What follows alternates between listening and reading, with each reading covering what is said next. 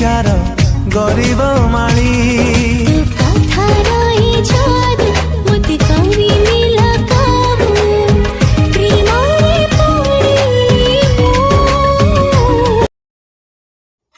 କ'ଣ ଆପଣ ଏହିପରି ଭିଡ଼ିଓ ଏଡ଼ିଟିଂ କରିବାକୁ ଚାହୁଁଛନ୍ତି ତ ତେବେ ଆପଣ ଭିଡ଼ିଓର ଡେସ୍କ୍ରିପସନ୍ରେ ଦିଆଯାଇଥିବା ଲିଙ୍କରେ କ୍ଲିକ୍ କରନ୍ତୁ ଏବଂ ତାପରେ ଭିଡ଼ିଓର ଡେସ୍କ୍ରିପସନ୍ରେ ଦିଆଯାଇଥିବା ଲିଙ୍କରେ ଏଲାଇଟ୍ ମୋସନ୍ର ତାକୁ ଡାଉନଲୋଡ଼୍ କରି ନିଜ ଫୋନ୍ରେ ଏଡ଼ିଟ୍ କରିପାରିବେ ଏବଂ ସେଥିରେ ଦିଆଯାଇଥିବା ଭିଡ଼ିଓର ଡେସ୍କ୍ରିପସନ୍ରେ ପ୍ରିସେଟ୍ ଲିଙ୍କ ତାକୁ ଇମ୍ପୋର୍ଟ କରିନିଅନ୍ତୁ।